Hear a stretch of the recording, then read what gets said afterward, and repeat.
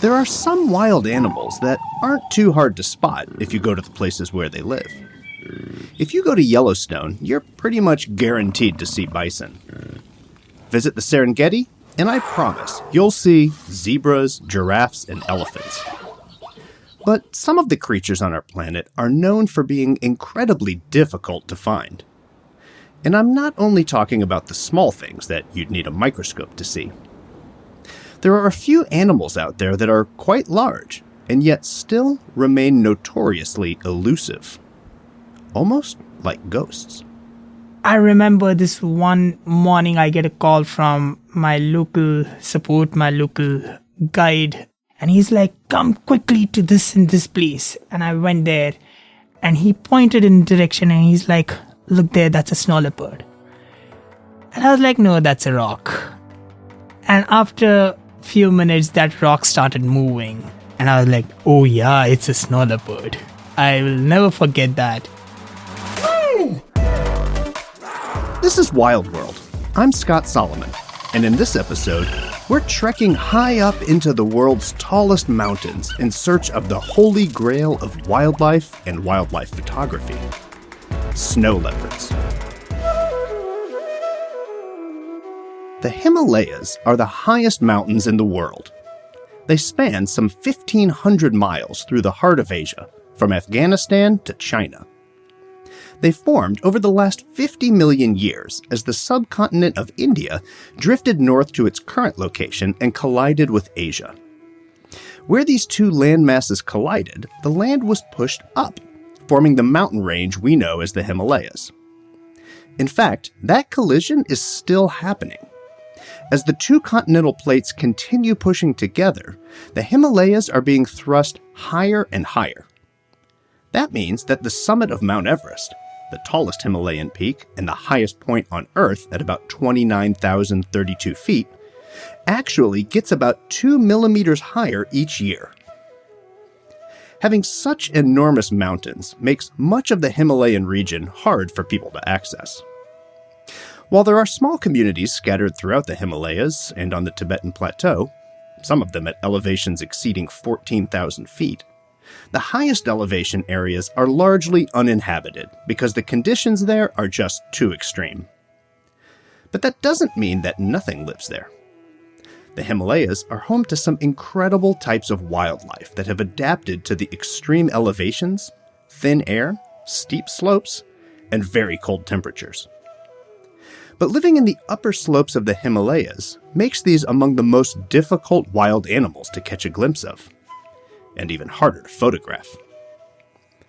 My guest is Prasenjeet Yadav, a nature and wildlife photographer from India who specializes in capturing images of elusive creatures. Prasenjeet has a background in science, having trained in a field of biology known as molecular ecology, before turning to a career as a full-time photographer. His work has taken him all over his home country of India and surrounding areas. But one of the places that he has spent a lot of time is northern India, where the Himalayan mountains provide habitat for reclusive creatures, like the legendary and mysterious snow leopard. Prasenjeet is one of the few people who has spent a substantial amount of time with snow leopards in the wild. His photographs of snow leopards from the Spiti Valley in Himachal Pradesh appeared in the July 2020 issue of National Geographic magazine. He was kind enough to step away from his latest photography assignment to sit down in a studio and talk about his work. So, to start off, could you tell me a little bit about what it took to see a snow leopard for the very first time? Yes.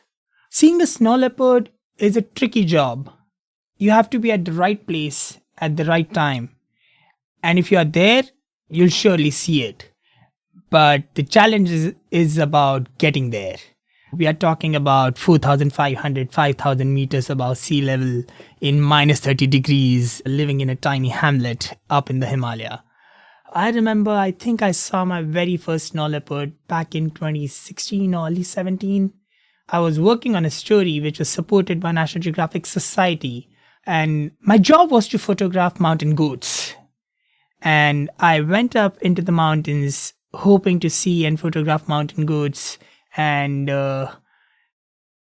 I remember this one morning I get a call from my local support, my local guide, friend, and now a family member because I know him for last 6-7 years, Thinleji. And he's like, come quickly to this and this place. And I went there and he pointed in direction and he's like, look there, that's a snow leopard. And I was like, no, that's a rock. He's like, hang on. And after a few minutes, that rock started moving. Wow. And I was like, oh yeah, it's a snow leopard. I will never forget that. It was very far. It was like 400, 500 meters away. But because in the Himalaya, the vision is, your sight of view is very far. The air is thin. There's no pollution. So you see long distances. So I could see it properly move. And then at some point it stopped and it started rolling into the dust. And I was like, what is it doing? And then it started walking down and then it went up and it took that snow leopard almost 2 hours, 1.5, 2 hours to move 150 meters. And after a point, we realized that the other few stones we were seeing far away were actually mountain goats. Oh. And it was stalking them. Wow. And at one point, and I have a photograph of this and a short video, the snow leopard literally came 20 meters away from those mountain goats. It took him 2.5 hours to get there. And we were holding our breaths and we were like, oh, we are going to witness something crazy. And one of those goats looked up, saw the snow leopard, and dashed. All of them were gone. And then the snow leopard got up. It was like, oops. And he just walked away. Wow. I'll never forget. This was my first ever sighting of a snow leopard. That's incredible. I mean, I guess for a snow leopard, that's just another day, stalking your prey. But it seems like an incredible amount of effort that they have to go through. And then you don't even get a meal out of it. So is that typical? Is that like, what happens more often than not? Or was that sort of like a bad day for that snow leopard? I mean, there are a lot of these stories that 1 out of 15, 1 out of 10, 1 out of 20 kill attempts get successful. And there's no substantial data to support it. But in my last 5-6 years, I have seen at least 7 different attempts which came this close and never worked out. So seems like there is some logic behind it. It's pretty hard. And I've seen one female spend half a day to walk like 300 meters. And at some point she was 5 meters away from 2 big ibexes, male ibexes. And one of her cub did something funny and stupid. And all those goats got to know and they ran away. Oh, wow. And it was her half a day trying to stalk and come this close to those goats. And at that point, I was like, now she's going to be really mad. And then the cubs came close by and she started playing with them. She started, loving them. And I was like, that's pretty cool. I mean, I would be scared. I would be like, oh, my parents are going to whoop my ass now. But no, she was just chill about it. That sure, you guys tried, you failed. We'll try this again tomorrow. Yeah, kids are kids, right? Kids are kids. So you mentioned ibex. That's this like a species of goat, right? That has these like incredibly long curved horns. Is that correct? Absolutely. So the key prey for snow leopards in the Indian Himalaya are these 2 big goat species. One is a sheep and one is a goat. The goat one is ibex, which has these curved horns. And then we have something called as blue sheep, which is more of a species of a sheep. And both of them are like the ultimate free soloers. They are running on these cliffs, on these walls where I never imagined that anything can balance itself. And they are so sure-footed and they run on these walls. And it's crazy to see that there is this one species of cat which has evolved to run behind those goats on those cliffs which are 300, 400 meters tall, and not only run behind them, catch them, suffocate them before it starts feeding on them. I think all of this is just crazy. I mean, evolution is nuts. Yeah, I mean, they're incredibly well adapted for their environment. And maybe you can talk a little bit more about that environment. So can you paint a picture of what it looks like if you're there in a spot where you're watching these snow leopards and maybe they're stalking an ibex?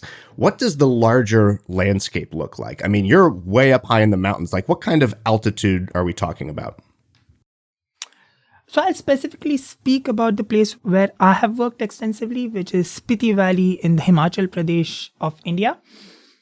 So we start driving and it takes us 3 days to get to the spot, which is at 3,600 meters, because every time you gain elevation, you have to stay and acclimatize to lesser and lesser oxygen. Right. And then on the 4th day, you actually drive up to this place called as Kibber, which is located at 4,400 meters above sea level. Wow. And the oxygen levels there are literally 50% compared to what we have at the sea level. So your body takes a few days just to adapt to working with so little oxygen. In the month of winter, the temperatures go down to minus 25, minus to minus 35 degrees, depending on a day. And everything is frozen. You're at a place where getting a glass of water is luxury and a lot of effort because everything is frozen, right? And the situation there is extremely harsh. Resources are limited.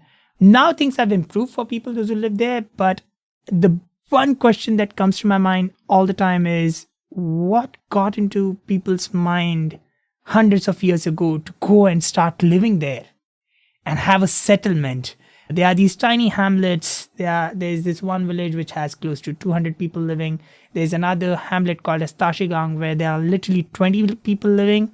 And during months of winter for like 6 months, they are isolated from rest of the world. There's no road, there's no internet, there's no electricity. And they still persist to live there, which is incredible. Now, what you see there is during winter, you just see ocean of ice. And just mountains of ice, and you rarely step out of your house or a place where you're staying or your homestay or something without your goggles on because it's just so bright. And what is interesting about this place specifically, which is Kibber, compared to other places where you see snow leopards, few pockets in the world where you do see snow leopards, this place is unique because there is a big river that flows, which has cut the mountain very deep, 200 meters deep. And some places that river is very narrow and you're on one side of the river and there's this deep 200-meter valley. And literally 50 meters away on the other bank, there's a snow leopard. Wow. So it's not like you're seeing them high up in the mountain somewhere. You could be looking at them eye to eye, not too far. Wow. And I think that makes this place incredible to see a snow leopard. Also, there are no flights to get here. So if at all you want to see a snow leopard, you have to invest those 4 days of acclimatizing and letting your body go through that fun, torturous experience of getting there. And then when you see a snow leopard, that reward is something else because you have worked towards getting it. Absolutely. And I understand the roads in that area can be kind of treacherous as well. Oh, I think that's the epitome of treacherous roads. Like one wrong move and you're done. And I have seen literally people getting washed away. Oh my gosh. I've seen cars vanishing. I have had experiences where I'm driving and a huge boulder of the size of a car fell 10 meters ahead of me and rolled down. I looked up and there was no other rock coming and we just drove ahead. So you are on the edge. The life there is on the edge. For the people, those who live there, they are living on the edge. The animals, those who are living there, they are living on the edge. And I think that is what makes it interesting and crazy. I know we are here to talk about snow leopards, but I can't speak about snow leopards until I speak about the people, those who share spaces with those snow leopards. Yes. Those amazing people I lived with and learned so much from. And I got to think about it because we spoke about living on the edge. Those Yeah. people are amazing. They have been living there for hundreds of years in the most extreme place in the world. Himalayas are crazy because it keeps shrugging itself every now and then. There are landslides and there are avalanches, and these people are still choosing to live there, Yeah. which is amazing. Yeah. Are they farming? Are they raising livestock? How are they making a living? It's a great question. It's a mix of both. They are farming there. Earlier, they used to grow potato. Then green peas came, and now because it's a very cold place, they end up growing green peas in the off season when there is no green peas going in rest of the in India. They have green peas coming there because it's colder, so they get a bit more value for their product. And of course, they have livestock, they have goats, and they have sheep, and they have yaks, which is the prime source of protein for them when they live up in the mountains.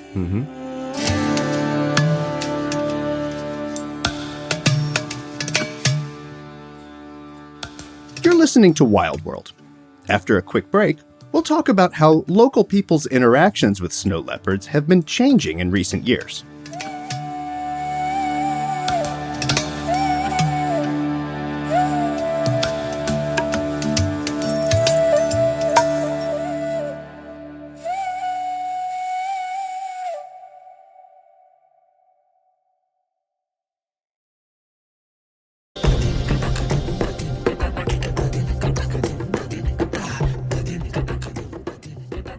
This is Wild World. I'm Scott Solomon, and I'm speaking with Indian wildlife photographer Prasenjeet Yadav.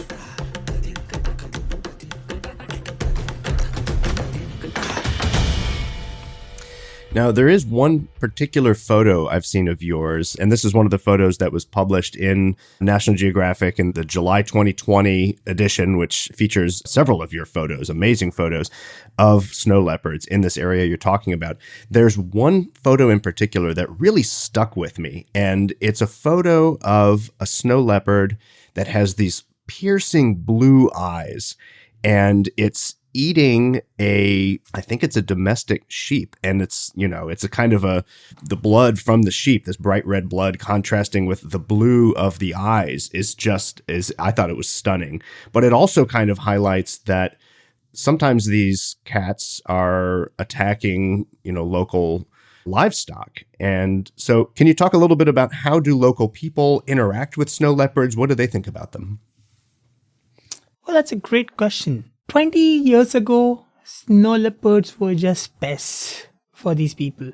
They had very limited ways of making a living, and one of the key ways of making a living was having livestock. That was their only mode of food, protein, livelihood back in those days, and during peak winters, that's all they could eat. And imagine a snow leopard getting into your corral at night and inadvertently getting spooked and ending up killing 5 or 7 or 10 of those goats. Every now and then a snow leopard coming and taking a goat away. That would hurt. That would hurt even to us, right? So Sure, from yeah. their perspective, snow leopards were a pest, and I see the reason for it. 25 years ago, in that very place, the villagers found a snow leopard, they killed it, they paraded it, they hung it at the edge of the village. And things have changed now because tourism has come up. Their entire dependence on livestock has come down because they have green peas, which essentially aids to their livelihood. And they are also making revenue out of tourism. People are coming there to see a snow leopard, which is bringing in money.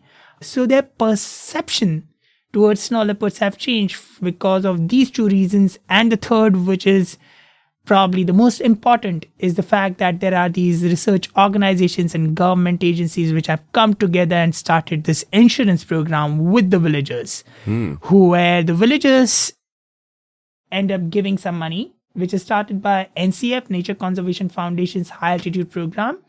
What they do is they bring the villagers together and they're like, hey, you invest X amount of money and we'll add the same amount of money and we'll create an insurance program for you. And it works for them because today I'm giving money and none of my cattle is lost. But that's fine because tomorrow I know I'm going to lose a cattle. Yeah. And that program has reduced their angst towards snow leopard because now they are at least monetarily compensated for their loss, if not emotionally. So these three factors together have played into changing people's perceptions towards snow leopards. And as you remember in the story, I have mentioned that there was this one snow leopard that I was following and I was obsessed with for like 3 years. And unfortunately, it fell from a cliff and it was old and it died. But that day, that same village came together, brought its dead body up from the deep valley and cremated it with the same respect that they would cremate their village elders. Wow. Now, that is power of long-term conservation. And that also shows that a wildlife cannot be saved unless the people, those who are sharing spaces with those species, are brought onto the side of conservation. Yeah, that's incredible. I mean, it sounds like a real outpouring of love, really, for this one individual snow leopard. And absolutely. It must have been, I mean, that must have been emotional for you as well. You said you've been following this one snow leopard for 3 years. How did you feel when you found out that it had died? I mean, I still haven't figured that out. It's been 5 years. And I think of that snow leopard every now and then, even now. So I wouldn't go to a point where I would say he was my friend. I think that would be anthropomorphizing too much. But I would be happy and comfortable to say that snow leopard had accepted some level of comfort around me. That at some point I was sitting 50 meters away from it while it was feeding on a goat, and it didn't run away. It was just me and him and minus 30 degrees for hours, and he was fine, me being there. Every now and then I would take a photo, and that shutter sound, kachak, would probably make him look at me. And I felt that was kind of a irritation. So in those 3 hours, probably I took 4 or 5 photos or 6 photos. That's it. And the fact that it didn't pull the sheep away, or it didn't run away, made me feel like, okay, I think I have gained some trust with this individual who has seen me for such a long time and doesn't look at me as a threat. Yeah. So yeah, I mean, I was there for his cremation, and to me it felt like I lost a friend. Wow. I don't know what the snow leopard felt. I'd never know. Right. But right. I still feel the same way. Did it take time for the snow leopard to come to allow you to be that close to it? Like at first, did it run away, or was it always just sort of comfortable with people being around? I don't think so. Usually, it's very rare to see a snow leopard that close. They are shy animals, and even if they see you, they are comfortable only when there is a deep valley between them and you. Because if the snow leopard wants to escape from you, it'll take it 10 seconds to be 50 meters away from you. Just 2 leaps and it's gone. But this particular time I was on the same side. I mean, we were on the same plane. So, of course, it had seen me for a long time. And at some point, it left the kill and was just chilling there. So it wasn't there even for the kill. It would have finished eating and left if it was irritated by me. But it finished eating and it walked 10 steps towards me and then sat down and started chilling. And I was like, that is pretty cool. Yeah. I don't think I'll forget that ever.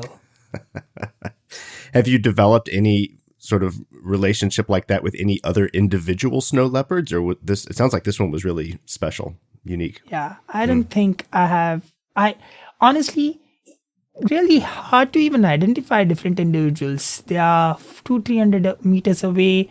Even the researchers, those who are studying snow leopards for years, they also take a while to be very clear, even though though they have these close-up photos of snow leopards. It's much easier on leopards, tigers, because they have distinct patterns. But snow leopard is a furry animal. And depending on how it is moving and in what posture it is, those rosettes doesn't just match up. So with snow leopards, it's very tricky.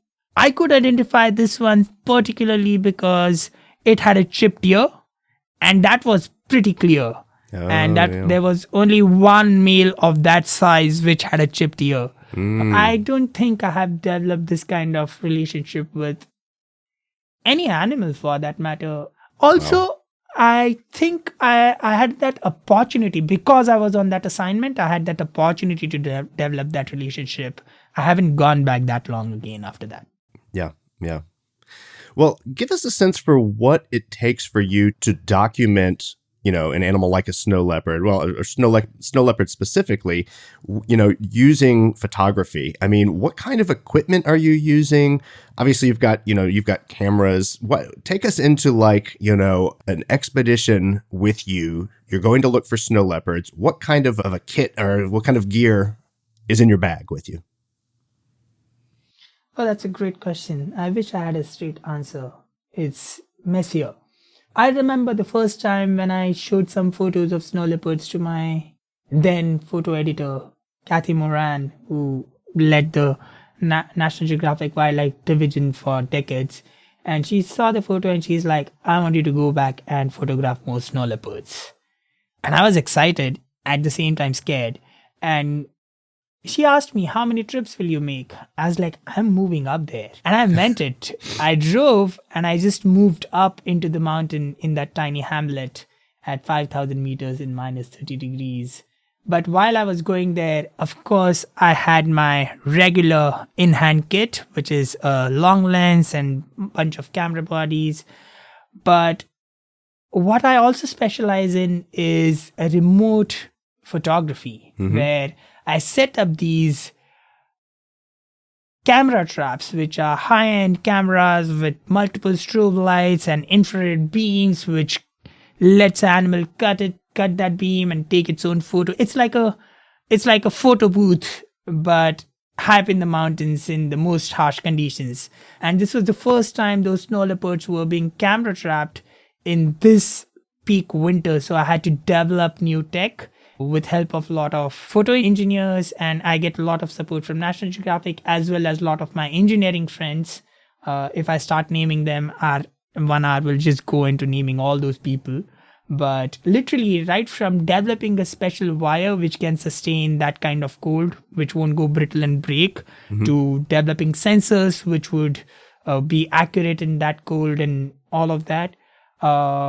So I develop these camera traps and then I take them and then I find trails based on the knowledge of the researchers who have been tracking and photographing snow leopards for their research work using their research camera traps. But once I find a trail, I walk on them for days or weeks until I find a spot which is ideal and aesthetically beautiful for my photograph.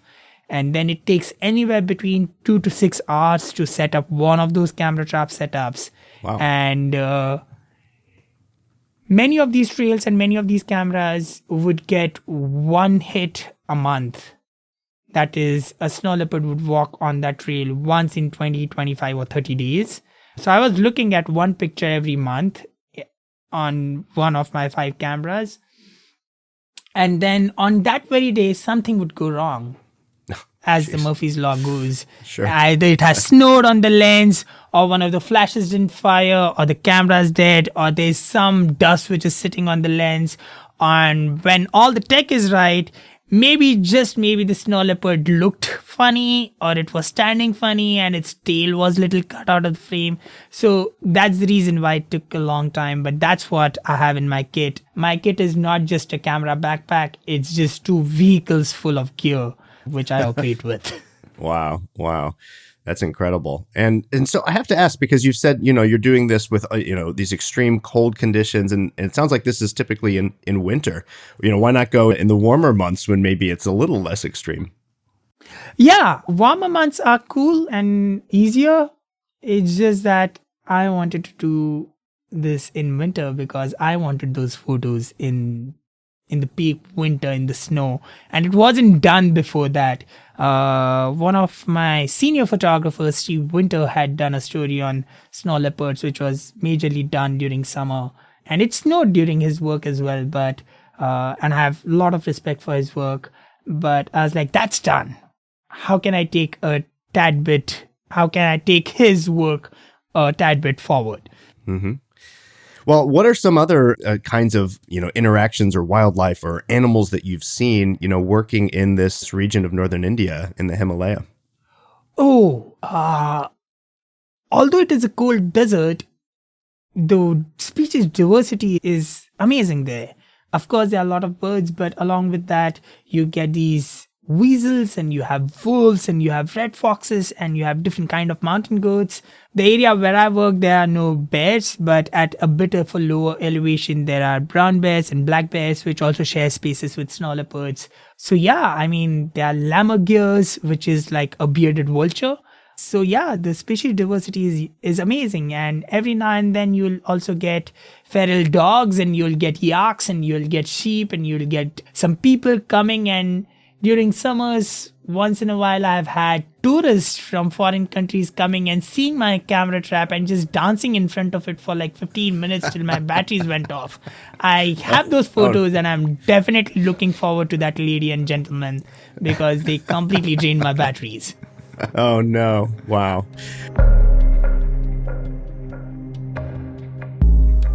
After a short break, I'll ask Prasenjeet about what it was like growing up on a small farm in India and how he gained a reputation as being like Mowgli, the boy from the Jungle Book.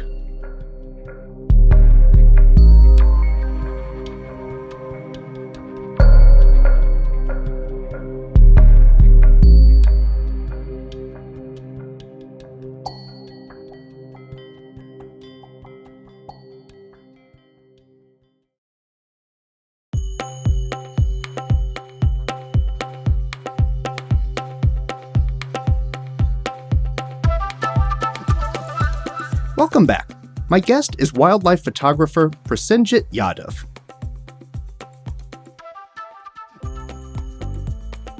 It's interesting you mentioned tourism associated with snow leopards. And so has that become a big thing? Are there really many people that are heading out into this area specifically hoping to see snow leopards? And do they actually have a good chance of seeing them? Yeah, let me put things in perspective. Snow leopard distribution is across 12 range countries on our planet, across Central Asia, South Asia, out of which there are close to 3 or 4 spots where you actually have chance to go and see a snow leopard. And out of that, Spiti and Ladakh is the place where everyone comes to see a snow leopard, because if you are at the right place at the right time, you have to be extremely unlucky to not being able to see a snow leopard if you give 15 days. So yes, in the last decade or so, I think since 2015, 2016, I would say 2017 is when it kicked up big time. The snow leopard tourism is increasing, and there are these hardcore wildlife photographers who would go to those lands to see a snow leopard. They have spent all their lives sitting in gypsies or vehicles seeing lions and tigers, and they are like, oh, we want to do something a little more crazier. And of course, it's an enigma, seeing a snow leopard can be one of your top 5 life lists. It's that big, it's that crazy. So yes, tourism has increased and it has its plus and minus points, but I'm happy that there are so many people who are excited about the species and they go to those extreme lengths to come and see a snow leopard. Yeah, absolutely. I'm putting it on my list. I want to come see a snow leopard. That would be incredible. Yeah. Deal. Let me know and I'll All hook right. you up. So, what about people who maybe really care about snow leopards, would like to find a way to help them, but, aren't able to travel to that region? Are there things that people can do that would be helpful to snow leopards or to the people in the communities where they're trying to protect these snow leopards? Absolutely. That's a great question, because although snow leopards are these mystical, enigmatic incredibly charismatic species living far away. People have this perception because they are up in the mountains, they are safe and they are doing great. But the major part of my story was also showing the reality. And the reality is that snow leopards are facing the same issues as any other big cat on our planet, may it be tiger, leopard, jaguar, lion. And these snow leopards are sharing spaces with people, and there is a constant tussle between people, snow leopard, mountain goats, domestic goats, and all of them. And on top of it, now there's this new big pain of issue that is climate change. Glaciers are melting, snow is depleting, and we don't even know it's happening at such a fast scale that we don't even know its impacts on these species just yet. So I would say if you can't go to see it, the way to contribute to their well-being is by supporting these research organizations, these researchers who have dedicated their lives to study these animals, to conserve them. And I would name a few. I would name Snow Leopard Trust, which is based out of Seattle. And I would name Nature Conservation Foundation, which is based in India, which is the ground team, which is out in the field, breaking their bones to camera trap these snow leopards and understand if their numbers are going up or down. They are studying them for decades now. And I have worked with them. I've seen their dedication. I think those people are different. They care so much about the species. And I feel like the only way for us to contribute is by supporting them. And I'll send you links which you can add to the... We'll put those links in the show notes and on the episode website so people can find them. Absolutely. Yeah, that's wonderful. Yeah. Well, I want to hear a little bit more about how you got into this line of work in the first place. So what can you tell me about your childhood? Where did you grow up? I'm very lucky. I grew up at my father's farm, which is located in central India. And it's literally in the middle of a forest. It's on the edge, and the forest kind of takes over part of our land as well. And my childhood was just in the forest. Like, I never knew Mowgli because I was like, I am Mowgli. Mowgli from the Jungle Book? Oh, yeah. Yeah. I mean, many of my friends still tease me and they call me Mowgli because that's really? how my childhood was. People go to forests to see wildlife. I used to step out of my house. The place is located in jungle, and even today we have tigers coming in our lawn every now and then. Wow. So I'm blessed that way. I was always interested in understanding nature, ecology, wildlife, and my curiosity got wings when I actually got enrolled into a program in National Center for Biological Sciences, where one of the labs which works on molecular ecology accepted me to be a research fellow there. That's Dr. Uma Ramakrishnan's lab, and I spent few years studying wildlife, but from a different perspective. And my vision opened up when I was just at my farm. It was just books and talking to people and actually experiencing wildlife, which was telling me so much. But then suddenly I was in this big university where everyone was just talking about wildlife, and I was like, this is cool. This is my tribe. So I spent close to four and a half years working there. And that's when I realized that I'm not cut out for academics. I'm more interested in telling the stories of science, and I'm more interested in telling stories of wildlife because that is what I grew up doing. The whole point and as a kid at my farm was to roam around in forest whole day with the kids of some of the people who were working at our farm, and then come back in the evening and sit next to a bonfire and tell the story of how you saw that wild boar running and how you saw that leopard, and tell it in the most authentic way that you are giving enough details that no one feels that you are just making it up. So I enjoyed telling stories. And when I was restricted to this lab, at some point I realized that I'm better off telling stories than doing academics. So with blessings or support of my advisor, I decided to take a sabbatical. It was supposed to be like a 6-month sabbatical. That was 12 and a half years ago. So And you're still on your sabbatical. I'm still on my sabbatical. I took the 6 months break and I was like, let me figure out a way to tell stories. And I was surrounded by scientists. I was surrounded by researchers. And I was like, they have amazing science stories to tell. And this is the time when science was not very well explained. It was sitting in the ivory towers of academic institutes. And I was like, let me figure out a way to make stories out of it. And being an avid photographer all my life, I was like, let me find out if I can do it visually. Yeah. So I picked up a camera and I went to a field with a bunch of my friends. And I came back and I put those stories together. And I realized that the professors who were never impressed by my academic acumen were very impressed by my storytelling. And I was like, okay, that's my niche. I am interested. I'm taking a problem, which is science is very limited and ecological and conservation science is very technical. And I'm figuring out a way to make it more accessible to the people. Right. And that's how I got into storytelling. And then eventually National Geographic happened. And it's been a decade that although I'm a freelancer, I have freelanced almost only with National Geographic. So I think I'm happy and I'm blessed. Yeah, it's fantastic. And did you have formal training in photography, or was that like, how did you learn how to take such incredible photos? I mean, your photos are amazing.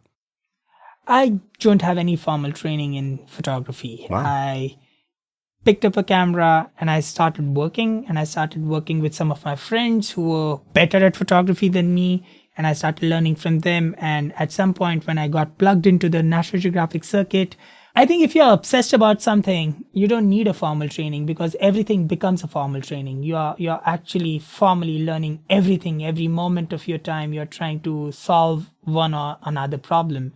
And I have no doubt that I was obsessed with it. Maybe I'm still obsessed with it. So no, I never had a formal training of photography, but at some point, National Geographic sent me to attend a photojournalism workshop, which is based in US for like a week. Mm-hmm. And that was not about how to use a photo camera or how to take photos. It was more about the ethics or I wouldn't say rules, the ethics and the ways of how to put a story together. Yep. So that is the only formal photography related course that I've done. And, you know, many of your photos and your stories come from India and different parts of India. Is it important to you to tell the stories of your home country? Oh, yeah, because I grew up watching incredible stories of India, but entirely from the perspective of people who are coming from West. Mm-hmm. And I think there's nothing wrong about it. It's incredible. I think that there has to be two versions of it. There's your version of how you see my country, and there's my version of how I see my country. And both those versions have a place in our society. So it's equally important. At some point, I would also like to go to West and tell stories from my perspective, how I see things and how the things that are extremely common for you might be very different and very unique for me. So I focus on my country because I feel like India is just full of incredible stories. India is just a fascinating country, which is chaos working in order to make it run. And the reason I feel India is full of stories is because how it is placed as a natural history, wildlife, ecology, and enthusiast or obsessed person. India has all kind of ecosystems. You go right from Trans-Himalaya to subalpine to alpine. We have deserts, we have mangroves, we have trias-deciduous, we have rainforests, we have huge coastline, and that is incredible. And then you put this in the context of a small, not so large country, which is the most populous country on this planet. So you add 1.4 billion people into this mix, and you accept that this 1.4 billion people are sharing space with tigers and leopards and elephants and sloth bears and sharks. I think it's just crazy. So yeah, I mean, why would I go anywhere else to tell stories?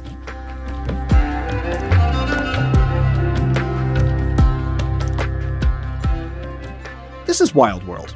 After the break, I'll ask Prasenjeet about what he hopes to photograph next, now that he's captured such incredible images of the most challenging animals to photograph.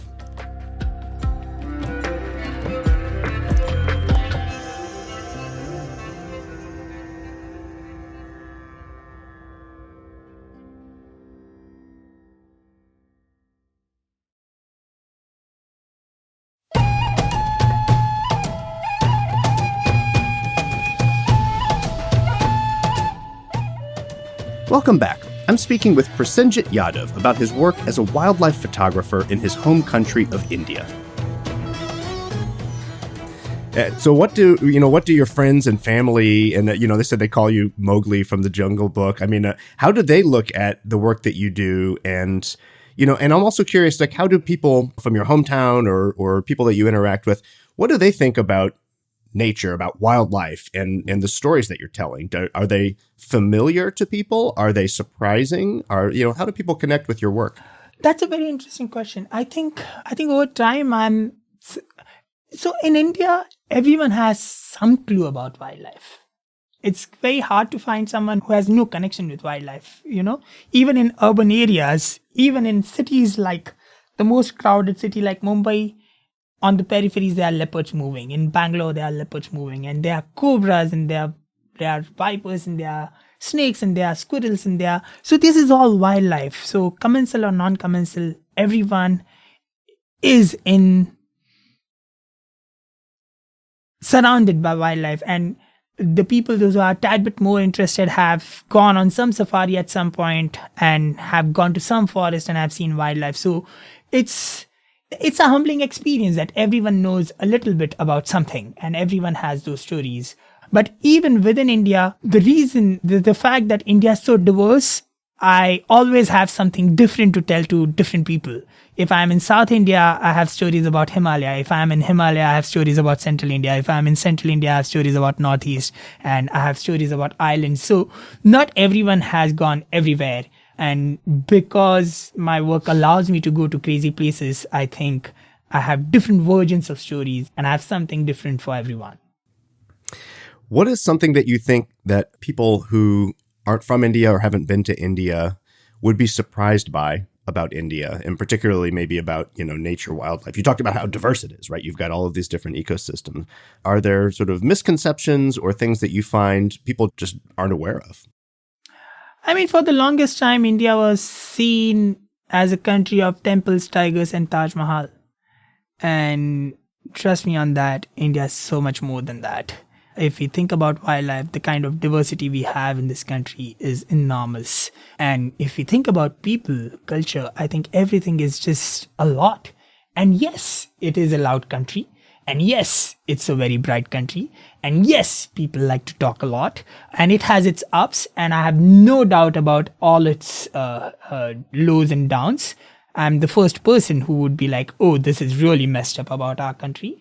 But isn't that how a country is? That it has its plus and it has its minuses. But ultimately, this is my country. Mm-hmm. So yes, the misconception is that India has only temples, tigers, and Taj Mahal and snake charmers. There's so much more.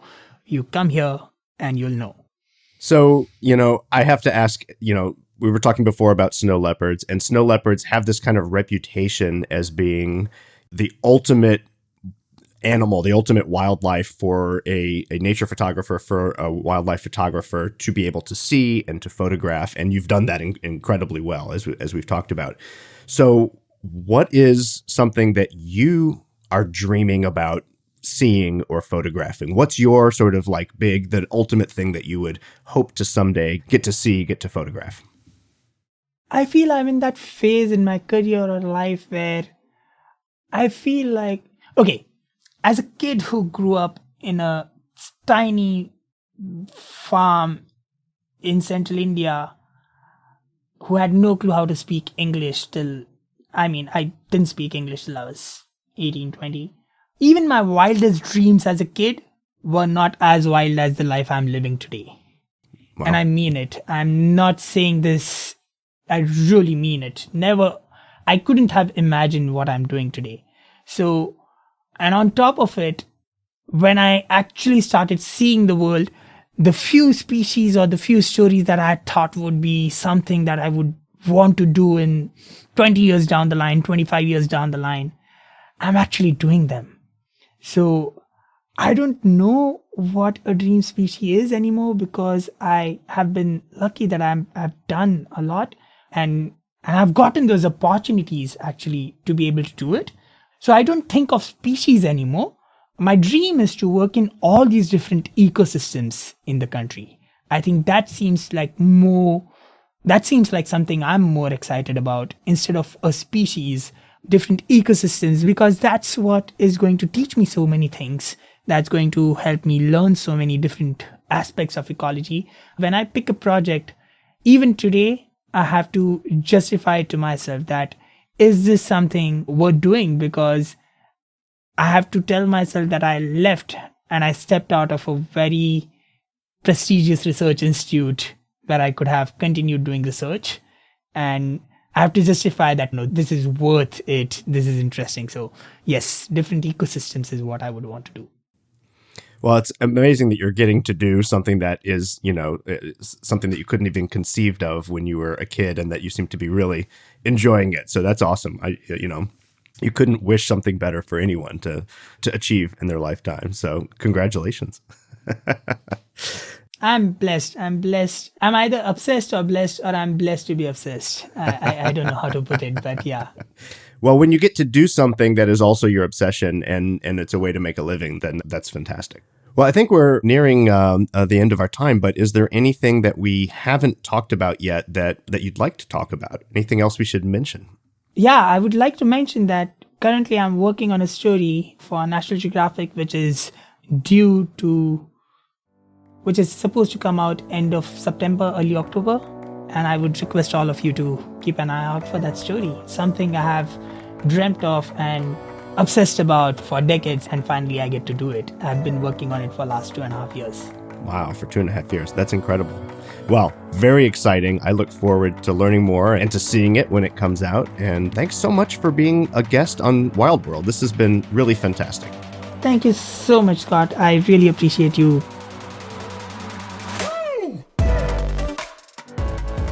Thanks for listening to Wild World.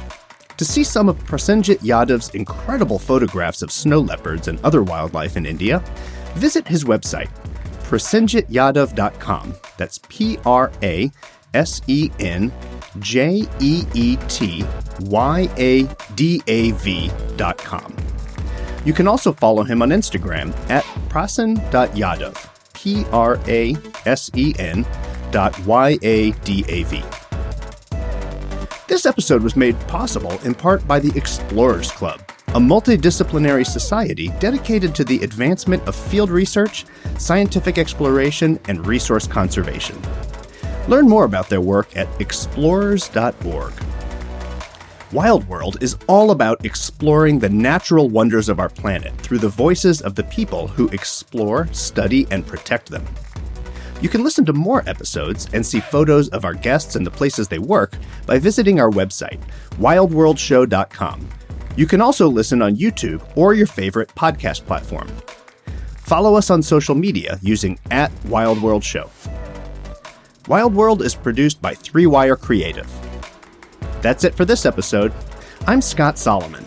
Join me next time as we explore another part of our wild world.